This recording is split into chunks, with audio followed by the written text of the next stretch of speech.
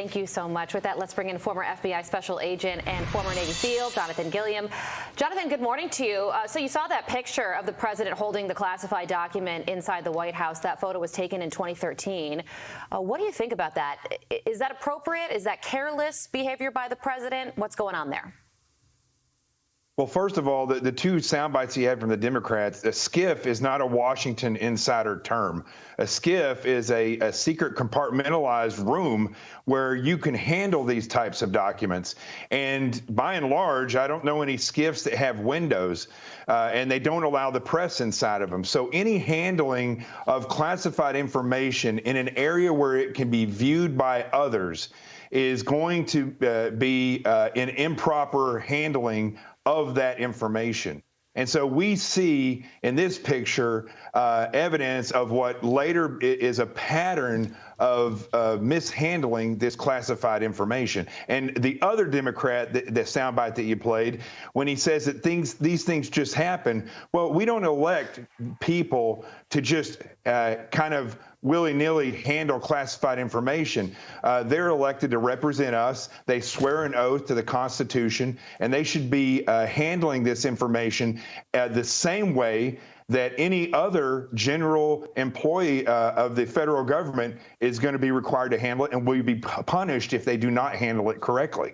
Jonathan, at this point, I think I'd settle for a modicum of care. I mean, everything we've seen from now President Biden, then Vice President Biden, shows a lack of duty of care with regard to the classification level of these documents. He was sloppy. Point blank, he was sloppy. And then also that picture that we showed in Lucas's report with Hunter Biden in the car that was in the garage where the documents were stored with two individuals that we're not identifying. It just shows that it wasn't just President Biden with access to those documents. It was Hunter. It was who presumably was in that car. It was whoever Hunter potentially brought into that garage. So what is the end game here? What needs to be done to make sure that, one, Joe Biden and Hunter Biden potentially, I don't want to say get prosecuted, but get shown the proper legal process, but also that this doesn't happen again?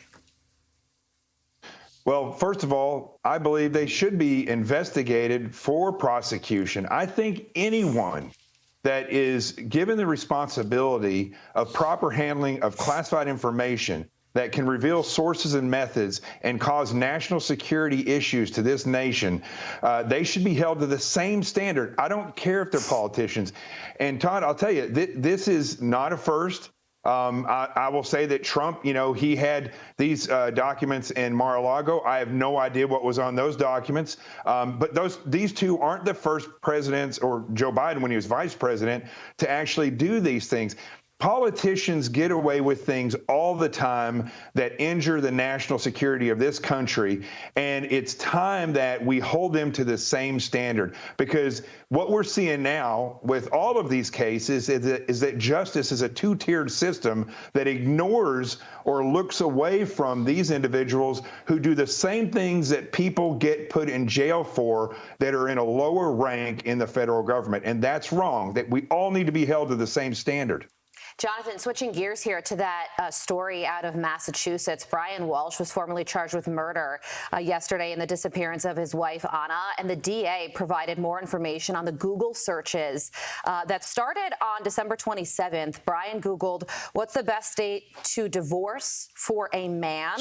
Then on January 1st and 2nd, he Googled things like how long before a body starts to smell, 10 ways to dispose of a dead body if you need to, hacksaw, best tool to dismemberment, can you be charged with murder without a body, can you identify a body with broken teeth? He pled not guilty. What's your response to that? So this is not a funny thing, but it is, I'm telling you, I've never seen anything like this. If you look at the Google searches, starting on January 1st, when most people at 5 a.m., most people are asleep because they've been either having fun or they just want to start the new year off right. This guy was searching for things that show that the murder had probably just happened. That progressed throughout most of the day. And then on January 2nd, the searches changed a little bit. They actually changed to show the fact that he was now dealing with a body that he was trying to figure out how to dispose of it. And then on January 3rd, he's actually looking for, does it decompose differently in the woods than it would in a plastic bag? I mean, he gives a timeline where I was wondering when he would have disposed of this body. Now I'm starting to think around January 3rd, between January 3rd and January 4th, when the police were alerted, that's where when he disposed of this body. So it's somewhere within a 24-hour time span, and probably closer than that, from their home. So I don't think if the body can be found, it's going to be found relatively close to their house. All right. Jonathan Gilliam, thank you so much for your insight on all of these topics. We appreciate it. I'm Steve Ducey. I'm Brian Kilmeade. And I'm Ainsley Earhart. And click here to subscribe to the Fox News YouTube page to catch our hottest interviews and most compelling analysis.